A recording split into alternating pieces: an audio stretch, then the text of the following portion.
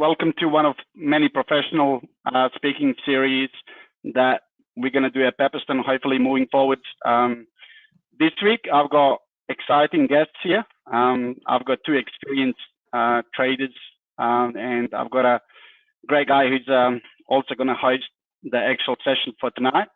So my name is Zoran.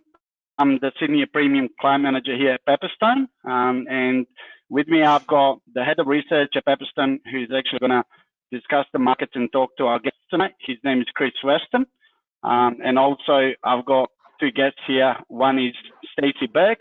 So Stacey's been trading Forex for approximately 20 years, mainly focusing on London and New York sessions, in particular on British pound pairs.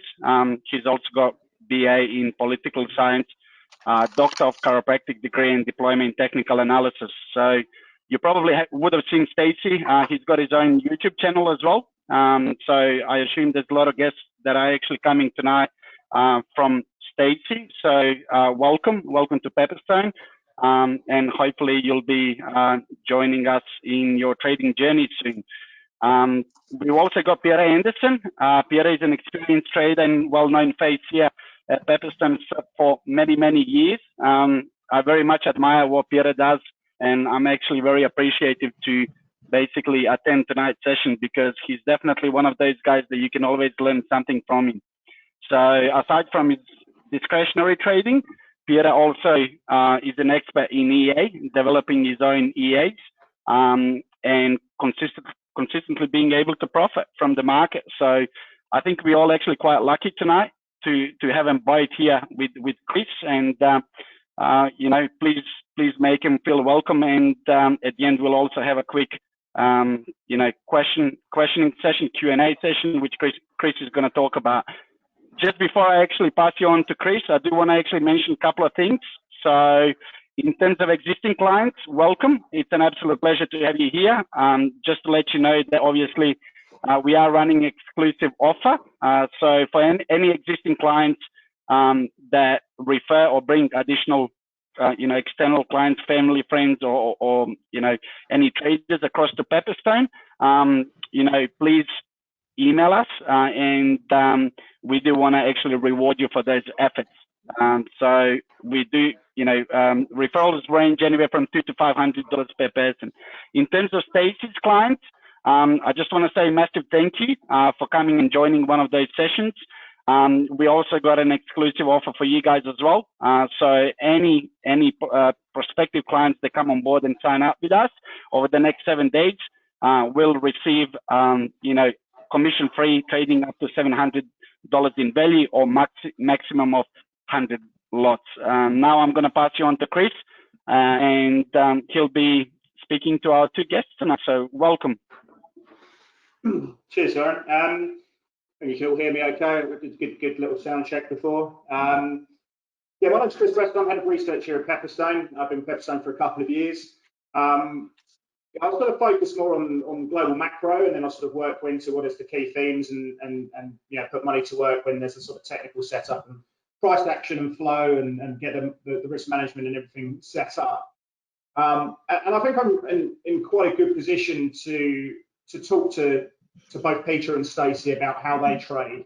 And I really want to pick their brains because it's a really incredible time in markets. We've gone through an extreme period of volatility through February, March. We've come out the other side, and risk assets have responded very much to incredible liquidity from various central banks. We've had this huge melt up in equities. They go up and up and up. Gold's going up and up and up. We've had a weakening period in the dollar.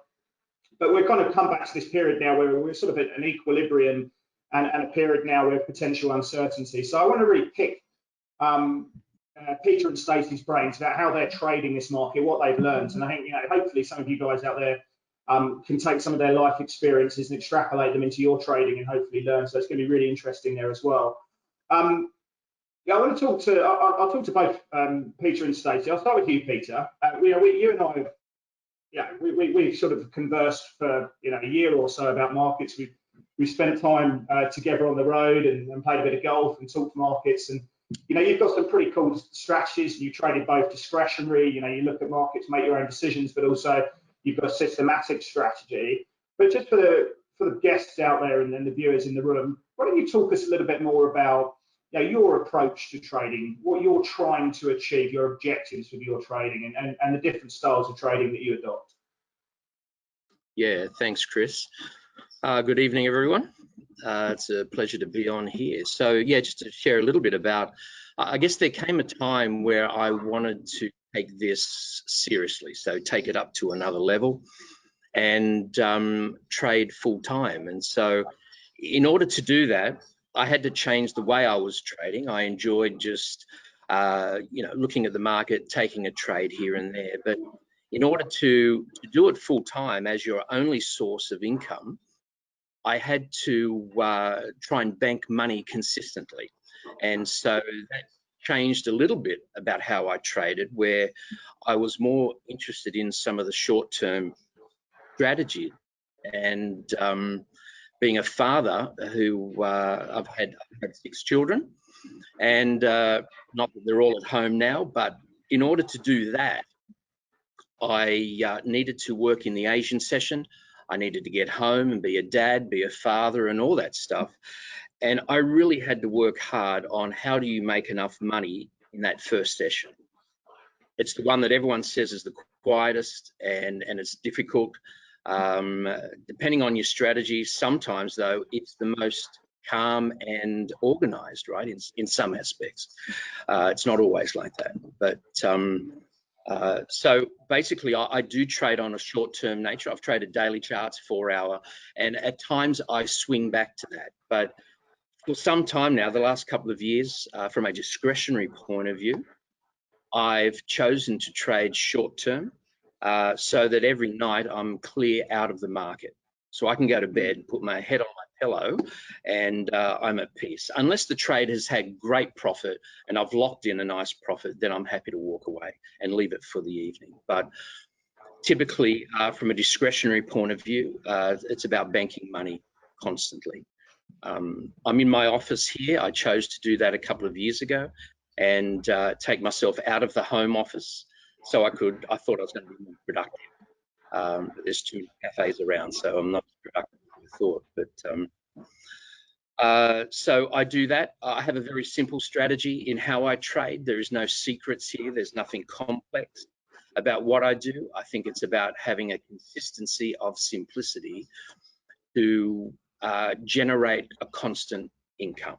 If I sat here every day and I had to dissect the markets in a complex fashion, I'd do my head in, and you wouldn't be able to actually probably do this full time for long. So having a simple system is key for me. Yeah, I'm sorry, Stacey. I just want to sort of go and just.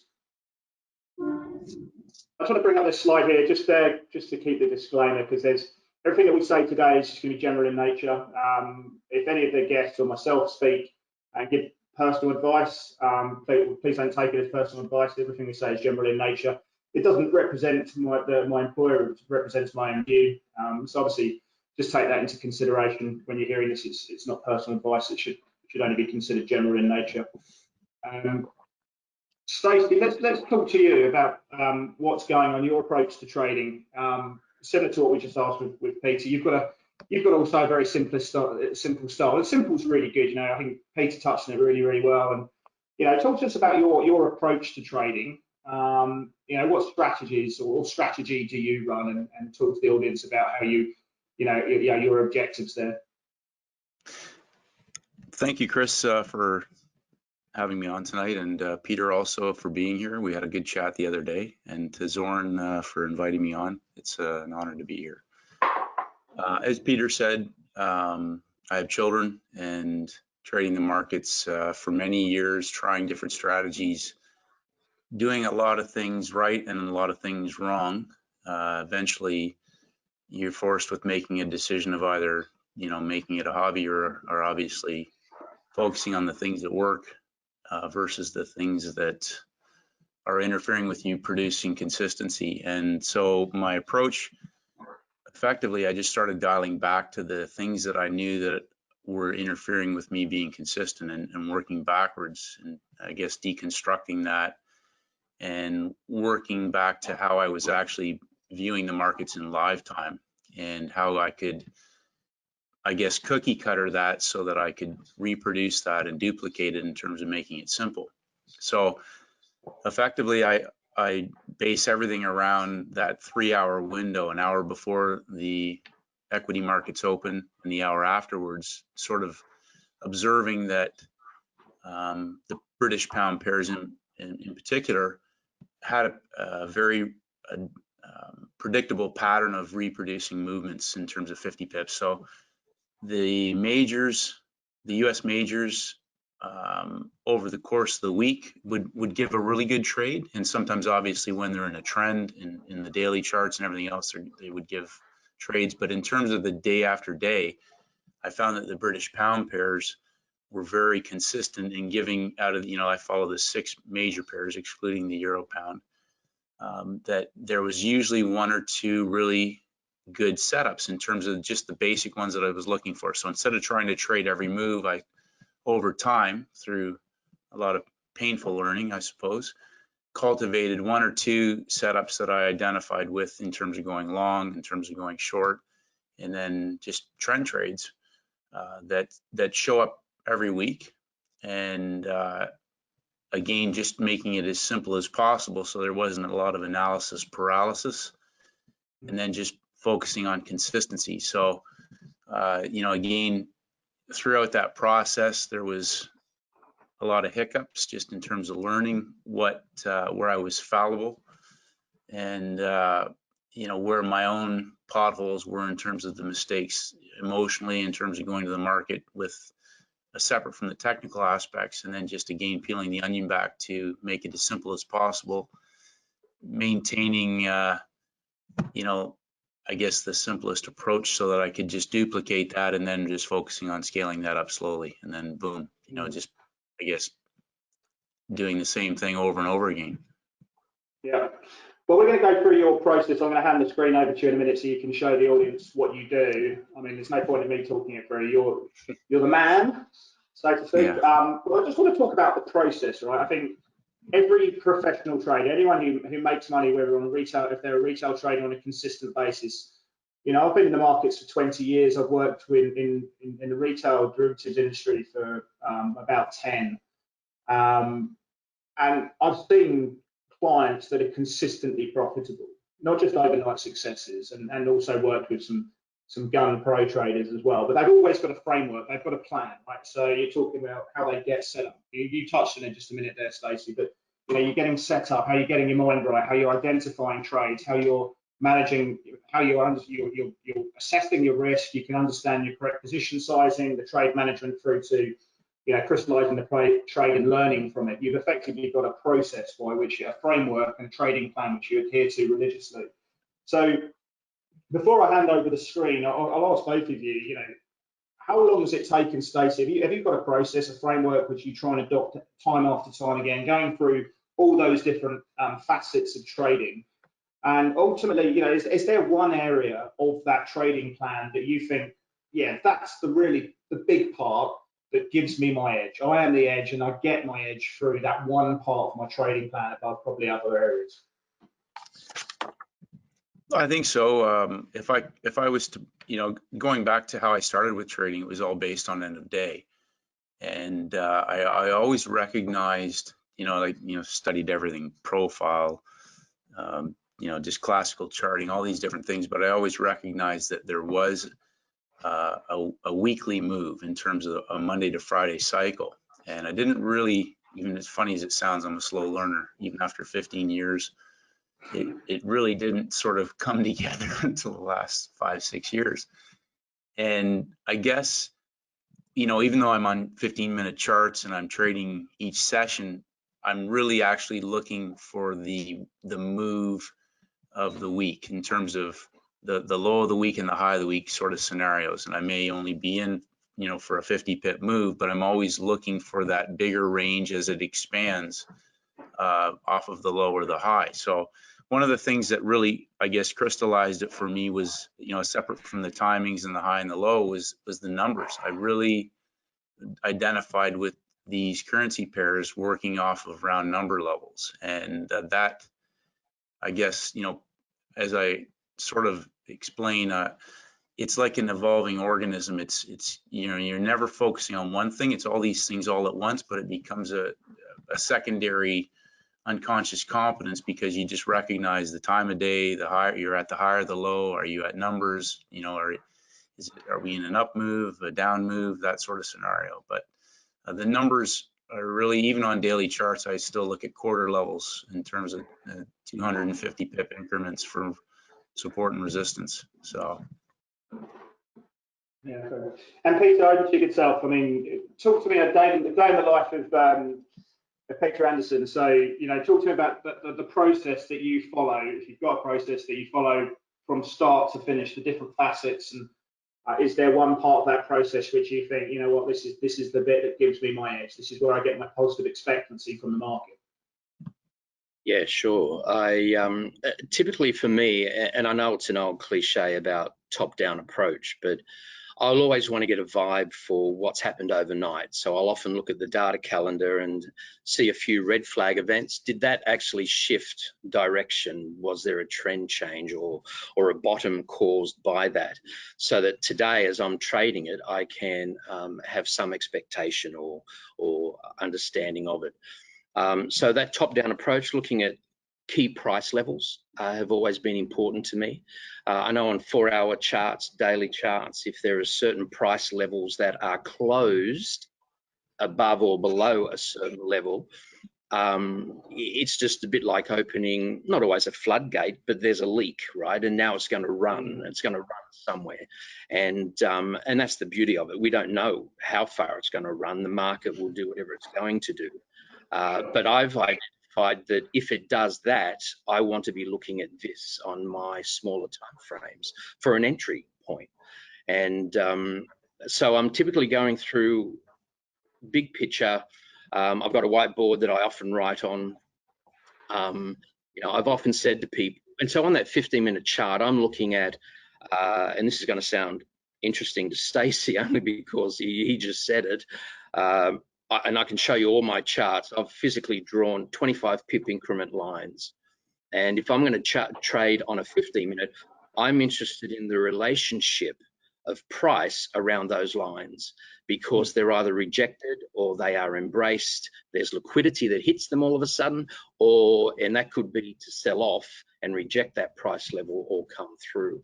So the big round numbers have always been important. We know that the halfway mark, but on a 15-minute and you're trading that, you condense a chart and look at those 25 pip increments. And I hear people talk about support and resistance, and they'll give, at 1.187923 is the resistance. And it's like, well, why don't you just scale that back and just see that it's slightly overshot the 1.75 mark, right? Or 1.5. That's really all that's happened. There's just been an over exuberance or something that's over.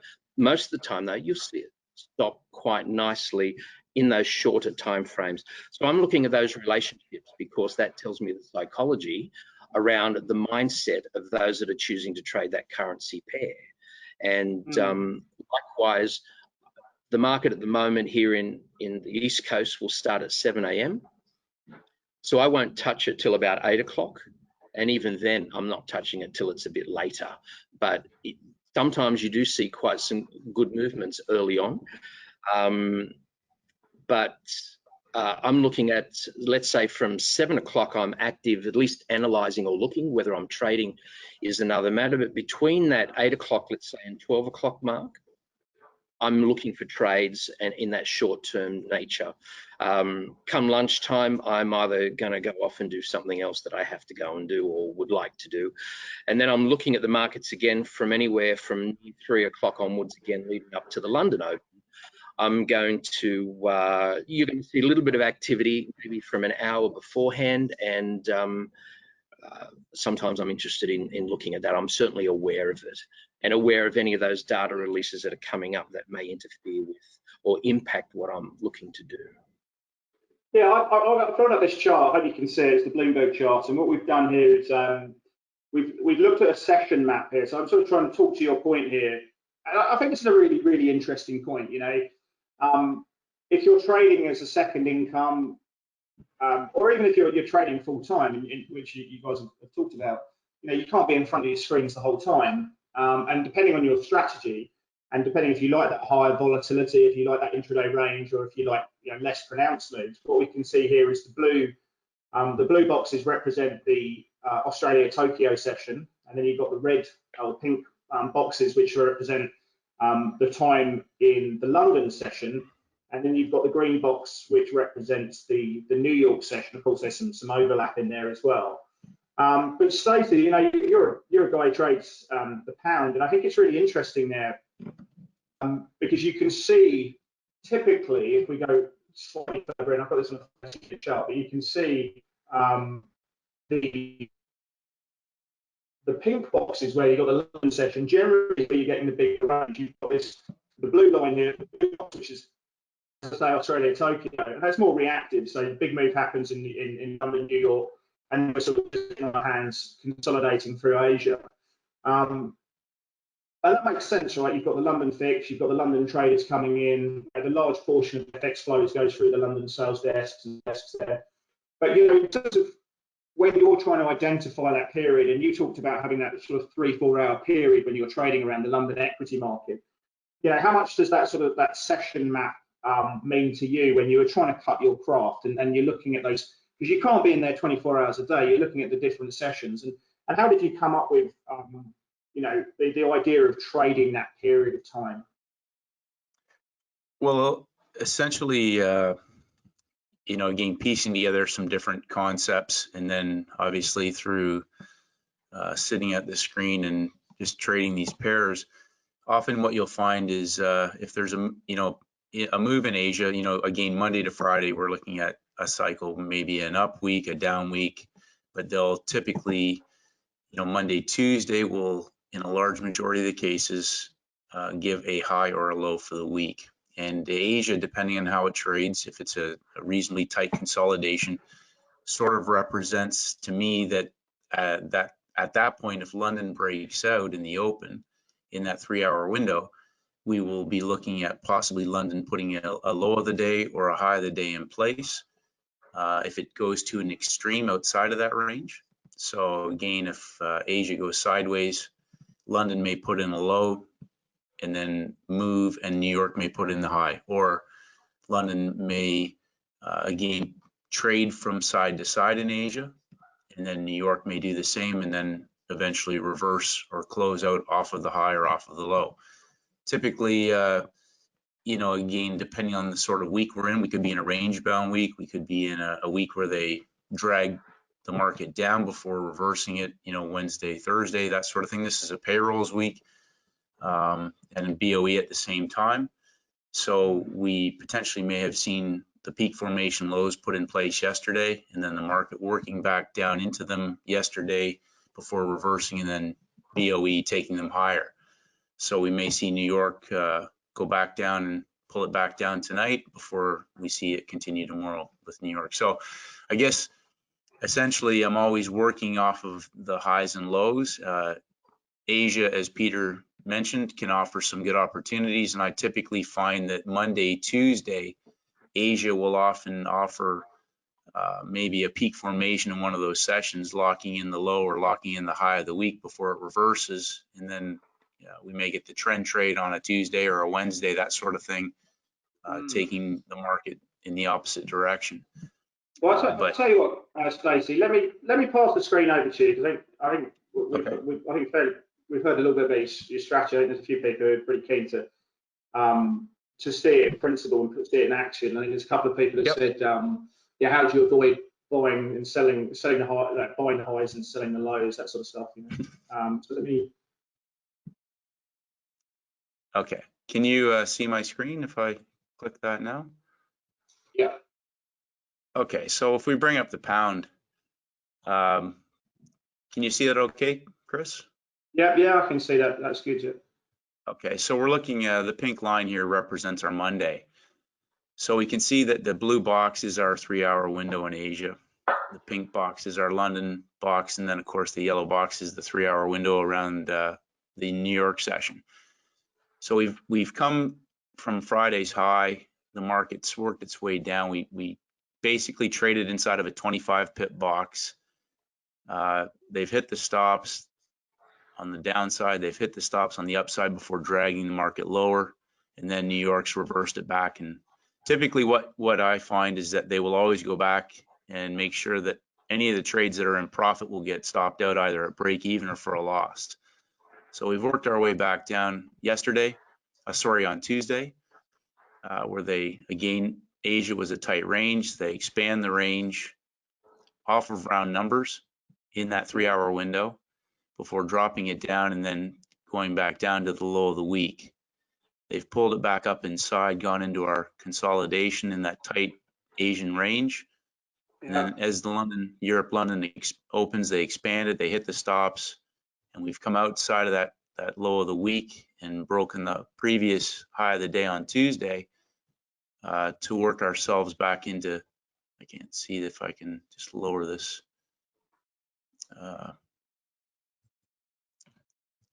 Can you see that okay if I just drag this out of the way, Chris? Okay, oops, let me just, sorry, just hit the wrong button here. Close this, okay, so yeah, and then obviously today we had BOE, the market's taken out the previous day's high. We had the tight consolidation in Asia, and then heading into Europe at the BOE, they've expanded the range. If we go back a couple weeks, just make sure that's not in the way. Again, same thing. We have that. Peter might have hopefully been in this 50 pip move at the open of Asia.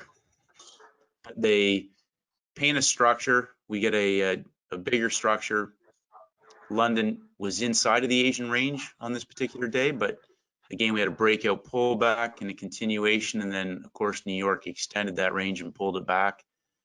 The next day, Asia is in that tight 25 pip box again. They drag it down. London gives us our low, and then New York, of course, extends that out. We're in an up move for the week. Asia pulls back into the tight 25 pip box. London extends the range. So again, I look at it like boxes. In the box, if we break out, we're either going to put a low of the day in place. One of these sessions is always going to put the low of the day in place. One of them is going to put the high of the day in place, depending on what happens. Are you manually putting those coloured boxes on yourself, or is there an app in MT4? No, it's just a simple indicator, Chris. It's an iSessions indicator. Oh, right, yeah, got that, yeah. Yeah, so basically, I really focus on the clock. The time of the clock is critical to me, and then of course, how price behaves around the highs and lows and round numbers. I'm always looking at where's my 50 pip box, depending on how price behaves at the high and the low. In terms of, I guess the perception is I'm not trying to catch a falling knife or get in front of a big move. If it's a breakout in a trend trade, I'm looking for the stop hunt back into the trend. If we're in a consolidation, I want to make sure that I'm trading with the underlying trend. So in fact, I consider myself a trend trader, which of course boils back down to the daily charts. And, I'm looking for that weekly move in line with the overall trend. So. Cool. I've just got one question there. I'll come to you in a second, Peter. Stacey, how do you manage to trade? How do you the double stop hunts in both directions after 2 to 3 big moves? Well, the big thing for me again is timing. I look at that first hour typically. Do you still have my screen up, Chris? Yeah, I do. Yep, absolutely. Yep. Okay, so if we take a look at, we can go back to the beginning of this week. That's a great question. So the first hour typically to me would be a stop hunt. So the market moves down to the lower part of the, traders are long off the low in Asia. They haven't taken anything off the table, or they're still holding on. The market comes down, they hit the stops. Whenever we're inside, like I will avoid the inside at all costs. And when London opens up inside, my perception of that is the market when London opens is either the trap or the trade. And so when the market hits the highs, the time of day is critical to me in terms of the hourly rotation. So I look at most of my trades will come at the end or the beginning of the hour in terms of that 15-minute clock. So it'll be the last candle of the hour, the first candle of the hour. Now, if we're in an extended range where the market has worked its way down, as we see in the US session. We may get a 3-bar engulfment at the half-hour time frame, which effectively, if you look at that when it closes, that's like an hour pin bar. So if if you look at any of the daily charts or any of these 15-minute charts, the highs and lows typically will usually have either an exhaustion pattern in terms of a small bar at the peak, or they'll have pins on the top and bottom. So again, looking at highs and lows, I'm looking for something in that 3-hour window that fits that hourly rotation, that's either going to be back in line with the original move down. We've had a sell-off on Friday. The market's gone into consolidation. You can almost expect that they're going to trigger breakout orders on the downside first before they hit the high, and then give you the reversal back in line with the overall trend. I guess part of that's from experience. The pain of learning the hard way, and again, just identifying what my best trade setups were. So I'm not looking to trade every single move, and out of the 6 pairs, there's usually 1 or 2 that are fairly straightforward. And again, yesterday is an exception. The middle of the week, you get into that level 3 midweek reversal, midweek continuation. Often that is the most difficult, and I've just gotten to the point where if it's not simple, even on a BOE payrolls week, sometimes we'll get 3 days in one direction or 3 pushes in one direction. But if it starts chopping, I'm just quite happy to sit on the sidelines. So, wonderful. Peter, as we talked about in the introduction, you run both.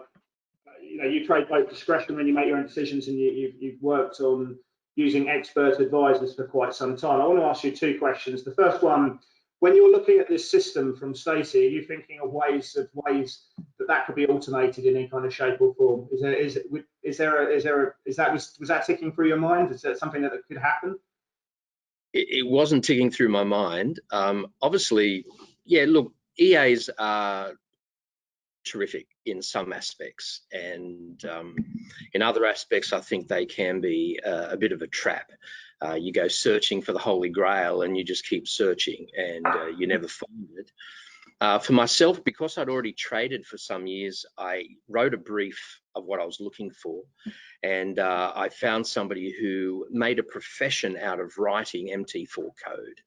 And then I took a number of months to test that, hone the parameters that I was happy with, and live trade it. It's the only way, right? You've got to be a guinea pig somewhere. And I realized a couple of things. One is that it never traded the way that I trade. I don't think it can. I don't think MT4's code ability will allow that to happen. It's going to be very mechanical. It's going to be very black and white, but sometimes that's its benefit. Everyone's looking for AI and machine learning capabilities. Now, maybe a multi-billion-dollar hedge fund can do that. But for us as traders, a very simple code may or may not work. It's a bit like the story on the turtle traders all those years ago, where they grabbed a whole bunch of guys off the street who had never learnt anything about the financial markets, and they gave them a bunch of stocks, and they just had to buy, or whichever one they wanted and whenever they wanted. What they were trained in is how to manage the trade once they were in it, and they were able to prove that they were able to make money, these people, without prior experience. So an EA is a bit like that. It will purchase in on some very basic criteria. It's really how it's going to manage the trade once it's in it will determine whether it's going to be a successful EA. And so for the last 2.5 years, I've run a particular algorithm that has worked very well and returned very, very good returns. I think you're intending to ask me, how's it gone then in this current situation in the market, right? And we can talk about that in a bit more depth in a minute, but yeah, go on. That sounds interesting. Yeah, it certainly gets its challenges. There's a number of different ways to run an EA. The reason I first made it was I was missing out on the London and the US, as I mentioned at the start. So I wanted something that could pick up some trades for me. It worked so well, I just let it run. And right now, in the current conditions, I think what works best is that you place a discretionary oversight. So you choose when to turn it on, when to turn it off. You intervene on trades that may be hanging around, longer than they should. And there's ways of managing it. And you've just got to learn how to live with it. For me, who'd been trading for many years prior, it took a bit of learning how I wanted to function with this EA. But it certainly can be a great, and it certainly can pick up trades for you that you would not have gotten otherwise. And yeah, I think it's really interesting because we probably see around before pre-COVID when I was in the office and we used to have the statistics on the wall of what the flow was doing and everything from clients. Around about sort of 45% of our daily transactions were using some sort of algorithm. So we've become very much at the forefront of the sort of algorithmic trading community. But for people in the audience here, the attendees who have maybe struggled with the emotion that's in trading and they've taken their profits too early and they're like, oh, shit, I should have held on to that, but the noise in the markets made me take it. And you're looking to reduce the noise. I just, give us some basic understandings of where people start to begin getting into systematic strategies and expert advisors. What are the sort of how would you advise someone to start getting into that scene? Yeah, if people found it difficult to manage the trade once it's in because their emotions were getting in the way, causing them to cut their profits short, they were hanging on to their losers too long, and they just felt in an early stage of their development they were lacking the discipline necessary, then there are EAs out there that don't take the trade for you. You're going to place the trade, but it will manage it, right? So they're money management EAs.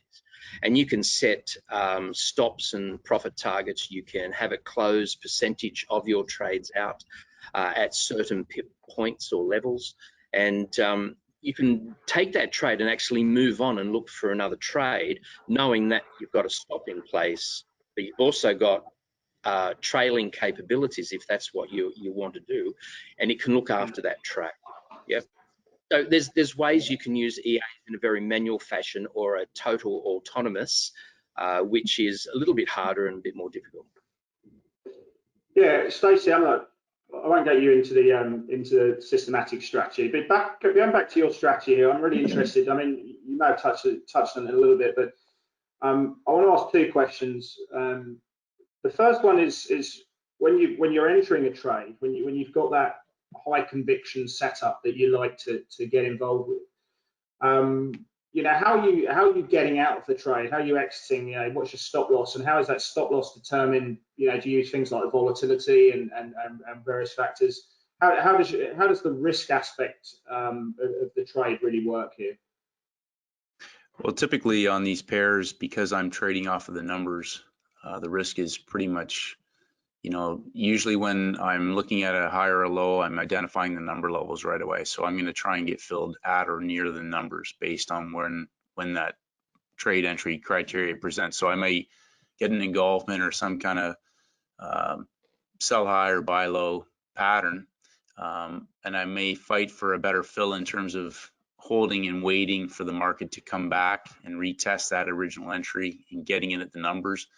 But my thesis is built around the fact that once that quarter level is locked in, or the higher or the low is locked in, that I'm not going to hold on to it for more than 20 to 25 pips, depending on the pair and the spread. So obviously, pound New Zealand, pound Aussie, the spreads are going to be a bit bigger. My stop may be 25 to 30, but even if the candle itself is bigger than that, if that trade is right, they very rarely, if ever, will go back more than 20 pips against that move. When it's right, they never do that. So my stop is usually locked in at a quarter max, and I'm usually targeting if it's a stop on itself back against a strong move, or if it's a New York reversal, I'm going to be looking at 50 pips. If it's a trend trade, then I'll look at a measured move of that geometry. So if it's a Asia high, London low, that sort of scenario with the trend, we could be, low of the week. We may be looking at 150 pips. Again, it depends on how price behaves. I may be optimistic and look for 150 pips, but we may get into the New York session and it's moved 75, and I might not like the way that scenario is setting up, and I might just say, okay, I'm grateful I got 75 pips. Monday this week, we saw some huge moves off the London Open in the high of the day, and those markets gave 100 pips. So I didn't get the 100. I got 85 and 65, but I'm always looking for something where, if I'm targeting at least 2R minimum, which ideally it's in a trending trade, I'm looking for 5R. But if I can extend my expectancy out above that 2 or 3R and keep it there, like if I'm in a 50 pip move and then I recognize that we're in a measured move, I may adjust that the way price behaves when it gets around those levels.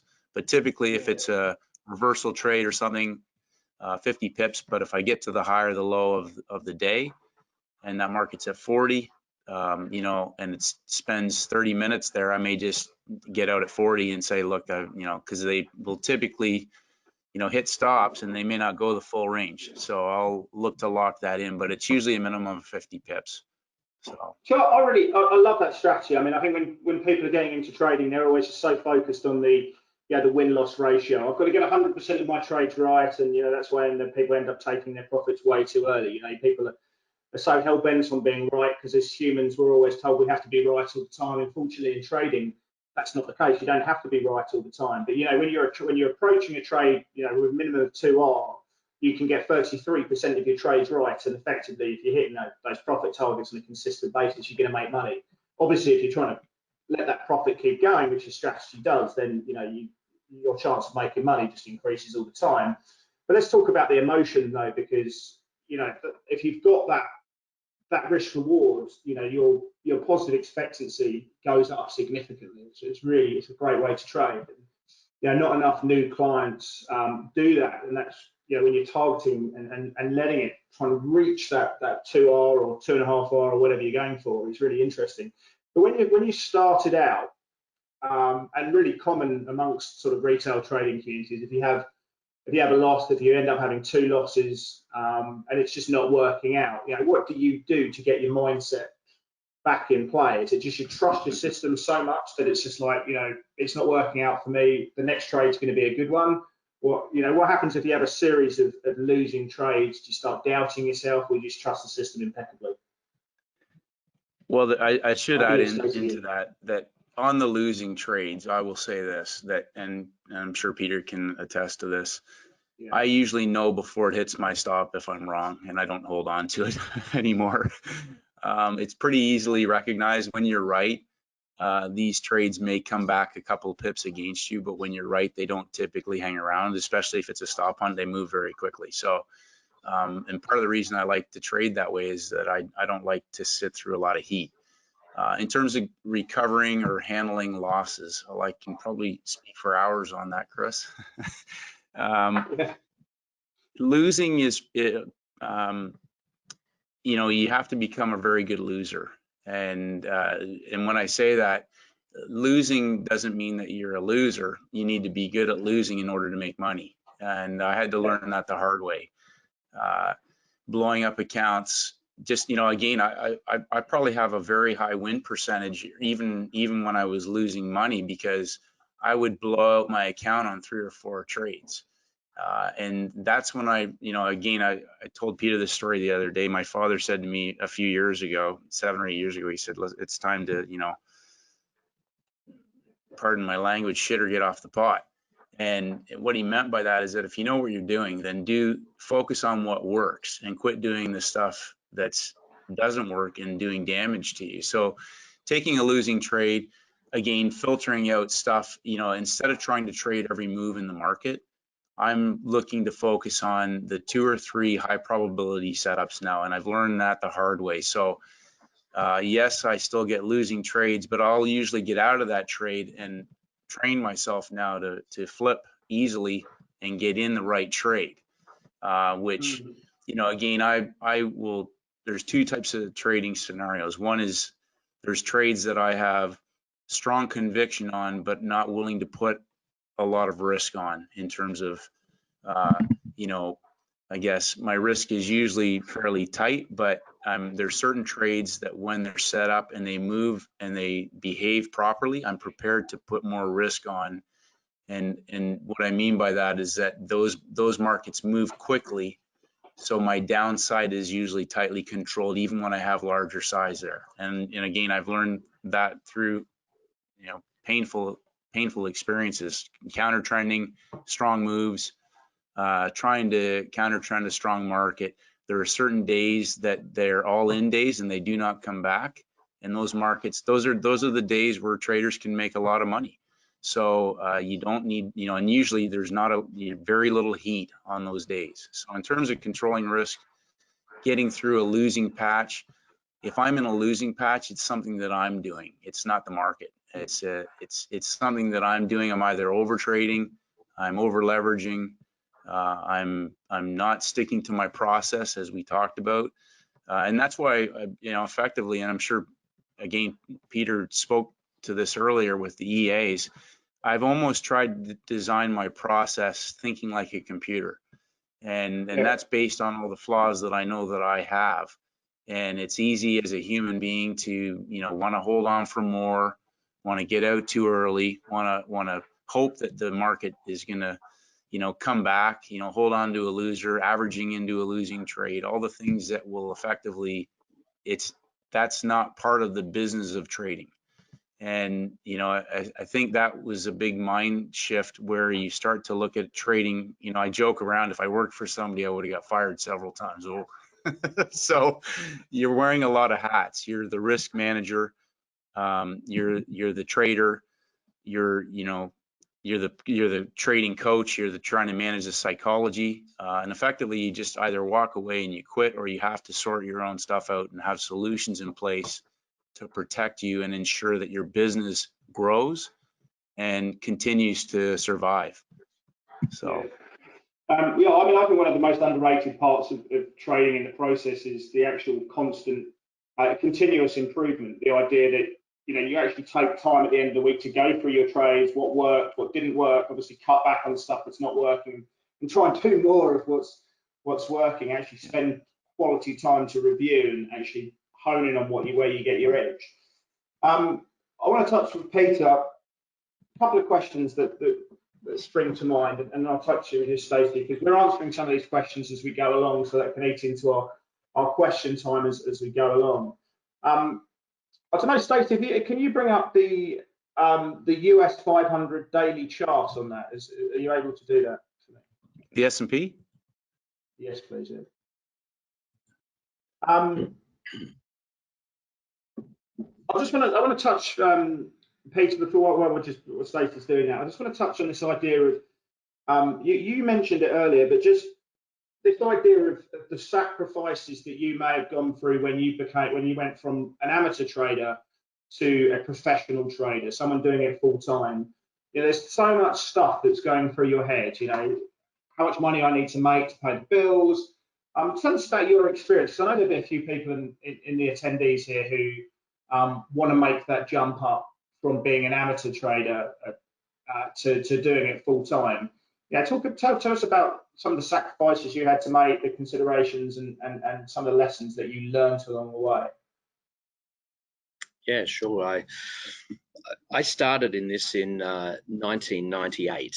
I saw an advertisement from a place called Safety in the Market, and David Bowden, I believe he's passed away now, but he was quite famous in the Australian circles of futures trading, because that's where he made his money.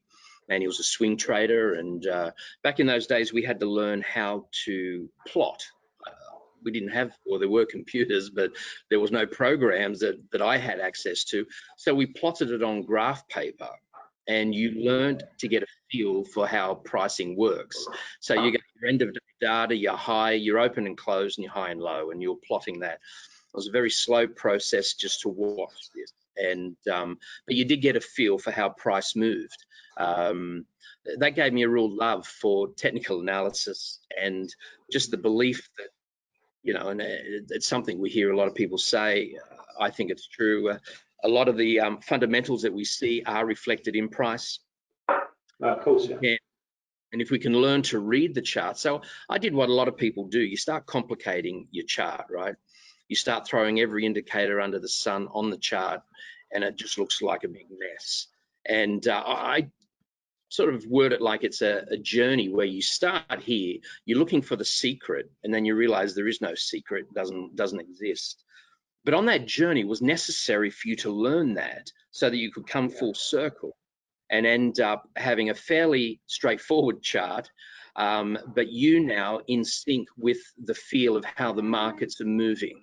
And you're looking at price action, you're looking at a candlestick, whether it's a pin bar, an engulfing, and it's telling you a lot about what's maybe happening right there, especially if it's on a larger time frame, 4 hour, 1 day or whatever. And so from that, you're learning quite quickly that I can't predict where the market's going, but I can certainly join it if it's starting to move, right? And so you just got to find out a way to how do I join that? And if it moves this far, you know, I'm happy to get this, but I'm going to get this each time, and I'm going to get it quite consistently. And then you start to scale up what you're doing based on your account balance, because you've got data and statistics behind you. You know, on the EA that I've had, it's done over 40,000 trades, and it still generates 75% accuracy in what it does. 40,000 data points, I can say that that's probably going to do that forevermore unless the market's completely changed drastically. Data, my point is, data or statistics are important. That's why it's good to have a journal. You can look back and either refer to it every week and go, yep, this is what I did. It worked, so I'm reinforcing good habits. When it doesn't work, you don't want to reinforce bad habits. So you want to look and try and understand, what do I need to do that's different? And this is where it's a lonely life for a trader, because I sit in this office and I'm on my own, right? It's good to have people or someone you can bounce off, someone you can call up and say, hey, let's just chat through this. And you would do that for them, and they can do that for you. So if you can find a bit of a trading buddy, that would be a great thing. Just somebody that you can bounce this off. Yeah, but you know, there's a lot of lessons learned along the way, but I keep things very simple these days, and it's a consistency. Like what you was asking with Stacey before, you know, there's usually an ABC of why I entered that trade. And the moment that that ABC doesn't exist anymore, people will still hold on because they've put the stop down here. If your ABC stopped working, just get out of the trade. And if you can train yourself to be quite disciplined to get out, sometimes quickly, sometimes it's not, because the reason you got in is now gone. Because if you're now holding on, you're just gambling. You're hoping that it's going to work, and you're dreaming. It may work, and that just reinforced a bad habit. So you've got to be careful of it. So yeah, there's some of these things, that little rules you pick up along the way that you adhere to and stick with, because you know, it protects you and gives you some longevity along the way. And how long did it take you before, and I'll bring the same question over to you, Stacey, as well, is like, when you made that switch over, how long did it take you before you were like, yeah, you know what, I'm really feeling this, I'm making consistent profits, and you felt that you had the edge, you were the edge effectively, you had this positive expectancy, you know, that you were going to make money over time. When did you get that? How long did it take you before you got to that point? Yeah, when I was working as a state manager for New South Wales for a company called Paratech Financial Services, and we sold end of day data. We did a lot of training and flew trainers around the country, and so I sat in on all of those. Stayed back late. So if you talk about the sacrifice, you know, I'd worked a whole day. I stayed back till sometimes 10 p.m. at night, listening to these guys. I didn't have to. I could have just let them do the job and finish the training seminar. But I stayed. I learned, and I started applying that while I was working, and I had some success. And I could see by calculating the numbers, I could make this work. And I started full time. This was back in 2000. By 2001, September 11, I had taken some advice from some guys who I respect and still do. But the market makers of that particular product, which was gold option futures, it was fairly complex, but those market makers were on one of the floors of the Twin Towers. So when that went, I had to come up with a lot of money, which I didn't have, or just take a huge hit, which I took the hit. I wasn't going to risk anybody else's money or family, whatever. So that was quite painful at the time, but a great lesson. And I kept trading after that. But that's where I had to learn the psychology part, because it does shock you all of a sudden when you lose a lot of money. And it just plays with your head. You've got to get your thoughts back. You've got to reason through with the fear and other aspects of what is just stopping you from trading. So, that's a big one. And like Stacey said earlier too, we all blow up accounts where sometimes it's almost a badge you've got to get, right, before you can go on and do something else, because the pain of it will actually impress new habits if you persevere that you didn't have before, and that you're not likely to forget again. So it's going to minimize the likelihood of those occurring and as you go on. Yeah, perfect. Thanks, mate. I'm going to ask the same question to you, Stacey, because that was one of the questions that got asked for a couple of people in the room. So how long did it take you before you found your edge and you were finding yourself becoming consistently profitable using your strategies that you're using there? Well, I think, as Peter said, I probably actually early on was profitable, but I would engage in a repetitive cycle of self-sabotage where I would, build up an account, and then just go on reckless abandonment and, over leverage. And all the hard work that I had done, I would blow out on 2 or 3 trades and just go into this hopeless abandonment where I'd say, I'm going for it all, or I'm blowing up. And that happened 2 or 3 times, and eventually, you wake up in the morning and it's almost like you've just, I don't know, unless, as Peter said, unless you have done or gone through that, you cannot really appreciate. Like my oldest son, he's 15 in September, and he wants to learn to trade, and he's very capable. And as I said to him, I'll give you $1,000 to start with, and you'll either blow that up or you'll turn it into an amount that you can keep, and I'll pay the tax, and you can go from there. But if you blow up, the next account is your own, because the lessons that you really, in order to continue to trade, you need to experience pain, because the lessons that I've learned, the lessons that Peter's learned, and yourself, Chris, and anybody who's traded, the lessons have no value unless it's been your own money. Unless I have kids, Peter has kids.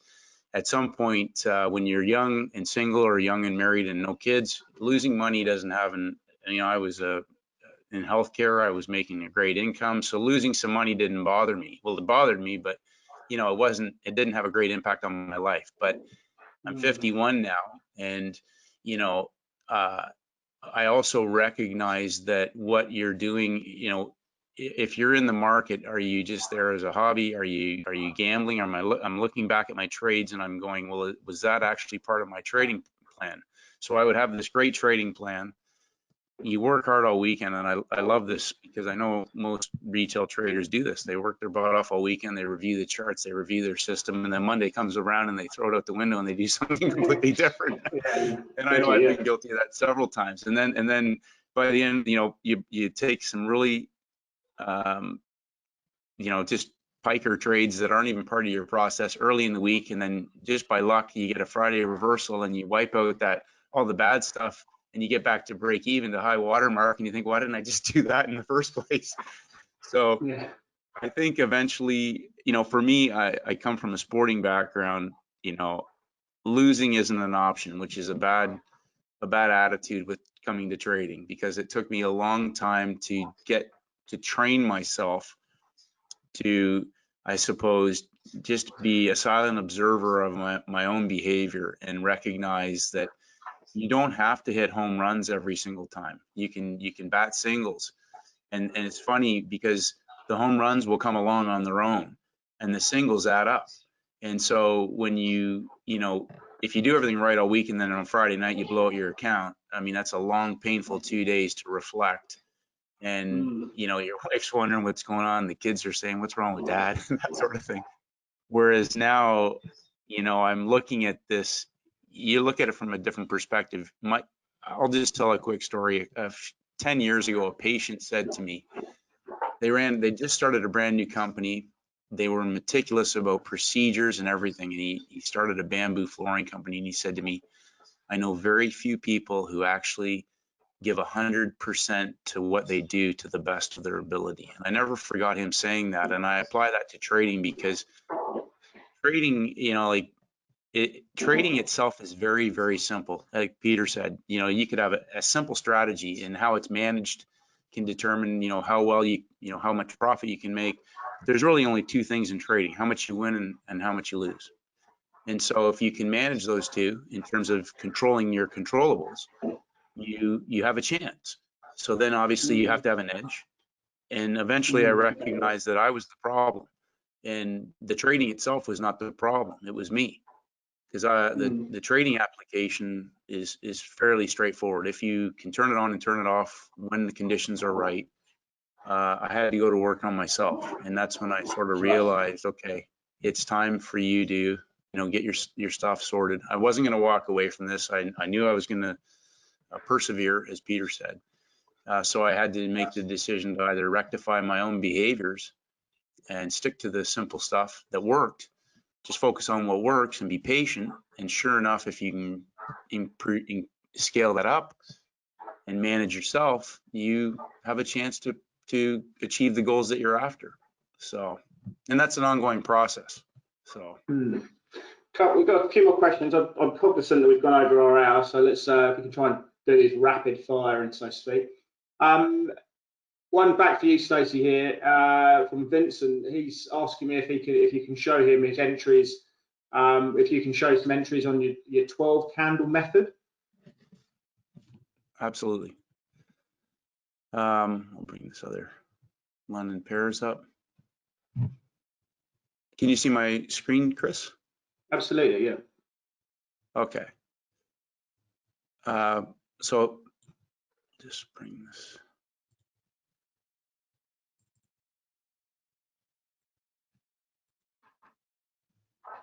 Tuesday was an example of a short entry for me.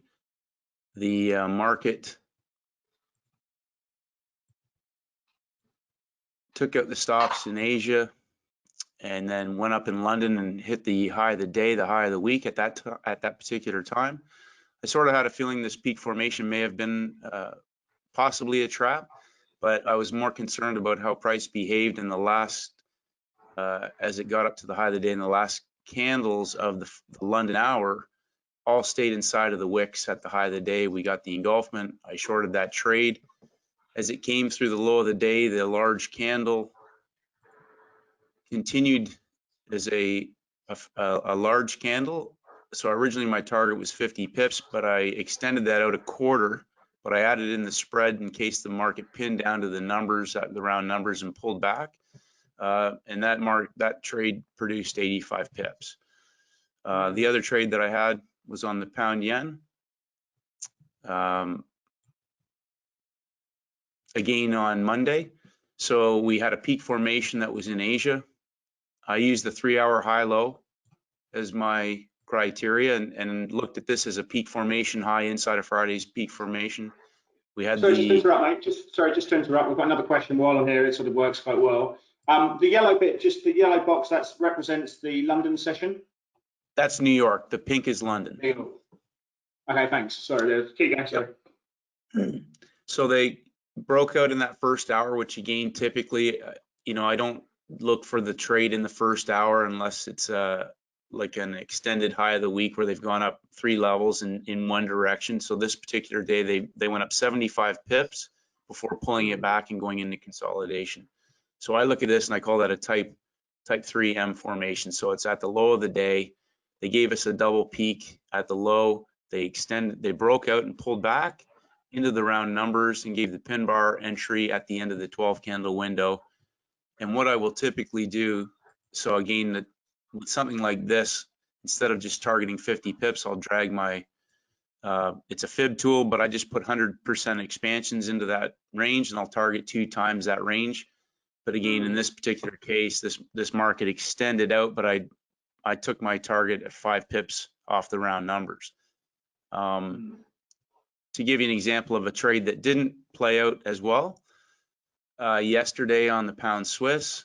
So again, we're sort of low of the week. We've come from Monday, put a peak formation in the market, consolidated, and then again took out the low. So we've got 1 push down, 2 pushes down coming into Wednesday, and we had our consolidation in Asia. I always get a little bit leery when we get down low, but the market broke the stops on the low side of Asia again, and then in London went to the high. They engulfed it, so you'll notice I'm getting filled in the middle of this 25 pip box. That always makes me a little bit leery because I like to get filled up near the top or down near the bottom. I knew I was sort of in the middle of the range. My thesis was that the market was going to actually go down to the low of the week one more time. And as we did that, obviously, we went into consolidation. I call this the second tap. And I just got a little bit, knew that the trade wasn't going to follow through. As Peter said, your ABC didn't add up. And of course, they came back and got me at break even. When it broke the low, I was at break even. I did look at getting back in the US window. And again, my thesis was that was going to go to the low of the week, which it didn't. It failed. I mean, I grabbed a few pips on that move, but it didn't follow through. So I just, I just accept that.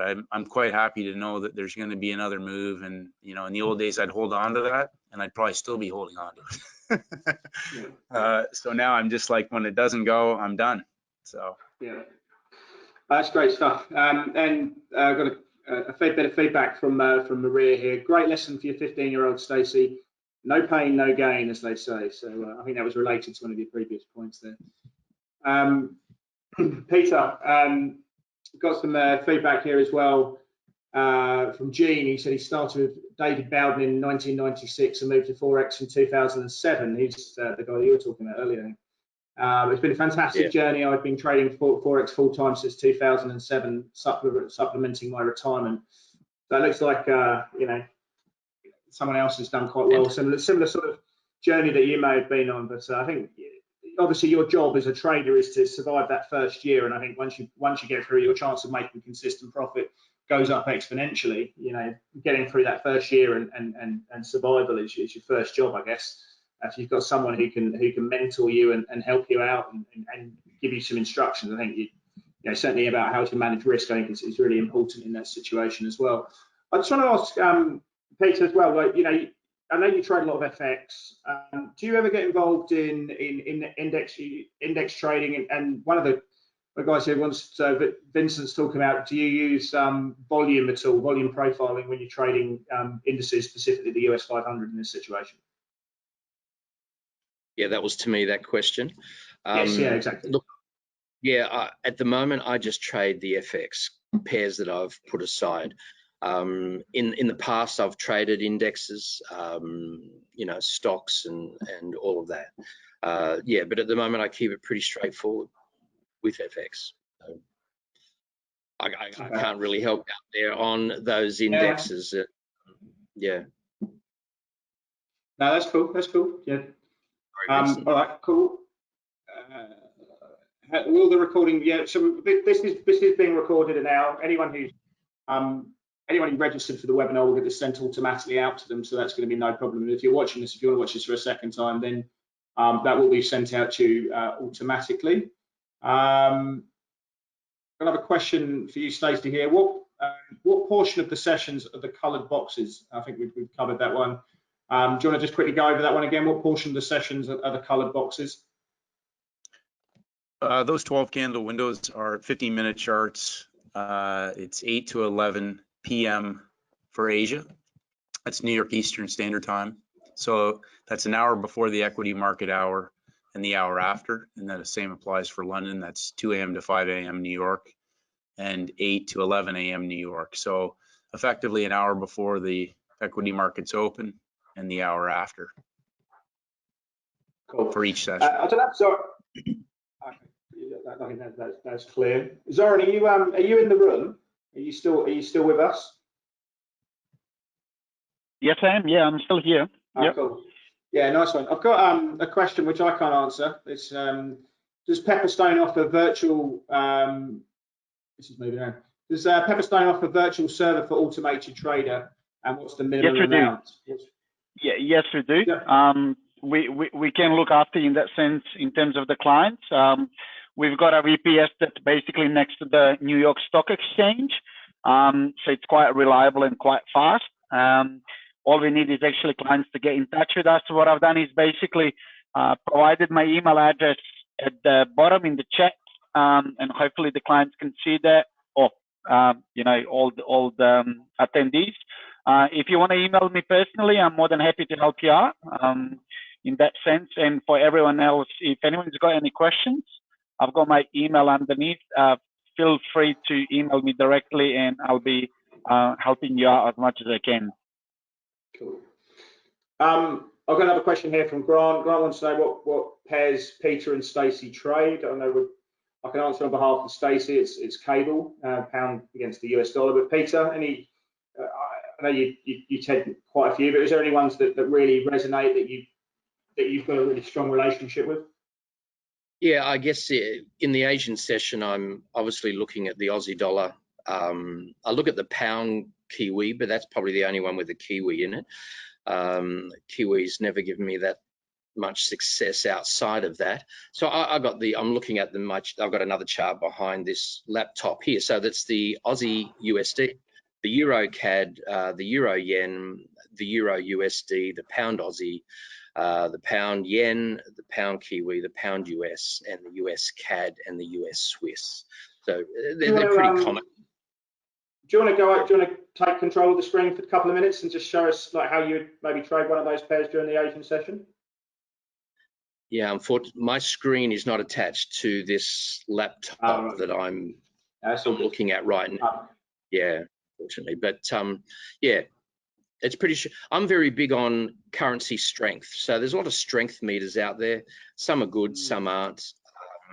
So when I'm using my eye and looking at patterns, I do like to see some kind of confirmation of strength coming in to some of those pairs. So I don't use it as a trigger point, but I think there's some of these are helpful for clients that are starting off, that are looking for a bit of confluence as to,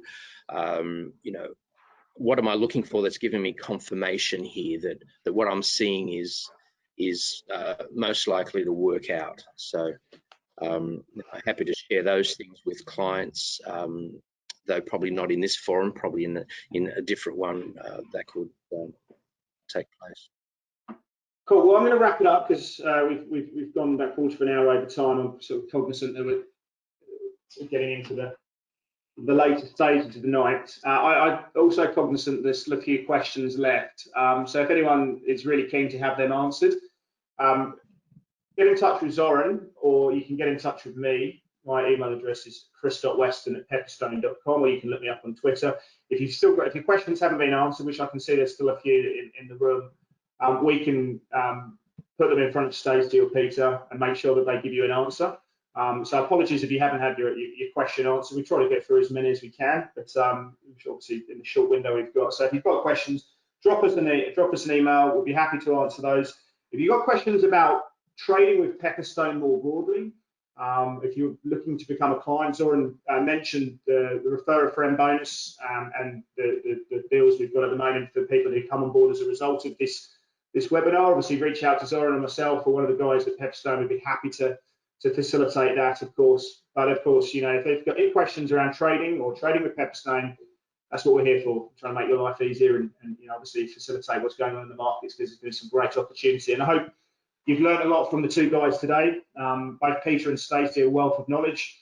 Really thank you guys for coming on board and giving up, giving up an hour and a quarter to be with us, and giving some of your knowledge with clients and other people in the room.